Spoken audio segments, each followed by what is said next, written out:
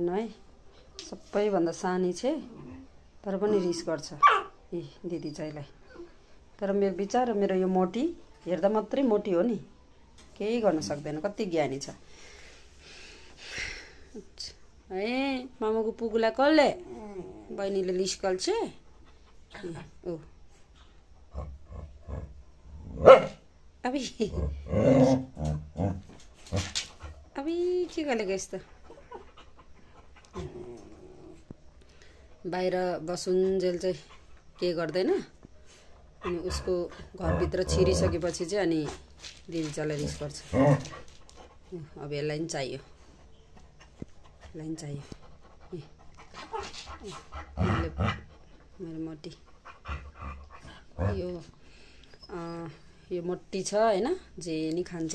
यसको चाहिँ मम्मीले यो एक्लै जन्मेको हो कि, उसलाई मात्रै जन्मेको। कुकुरको धेरै बच्चा हुन्छ नि, तर उसको मम्मीले चाहिँ उसलाई मात्रै जन्मेको। अनि यसको माया लाग्या भएर चाहिँ यसको मम्मीलाई पनि मैले चाहिँ भित्रै राखेँ, किनकि यो धेरै बुढी भइसक्यो। खै ल्यान्ठी आऊ त छोरी, ए ए ए यता हेर त मम्मीलाई, आऊ मम्मीको ल्यान्ठी।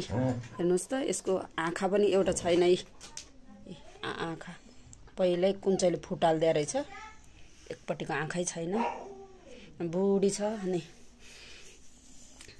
अब कति चाहिँ बाँच्छ र भनेर मैले यसलाई बेलुका चाहिँ घरभित्रै राख्छु। अनि यसको मम्मी र छोरीलाई सँगै राखेको। अनि अबि मम्मीको पुगुलाई पनि चाहिएको। हेर्नु है यहाँ मेरो बच्चाहरू। अबि ल नगरिदेऊ नि त बहिनीको, नगरिदेऊ ल, देऊ बहिनीको, देऊ छोरी देऊ ल, ल मम्मीलाई देऊ। अबि तिमीलाई नि चाहिएको, अबि तिमीलाई नि ओ ओ ओ हेर्न छुच्ची, हेर्न क्या रिस गर्छ नि, हेर्नु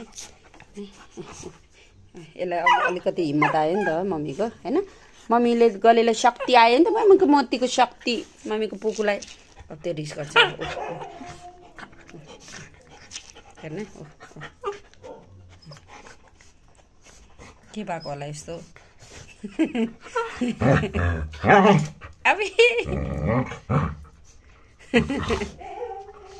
ल के हो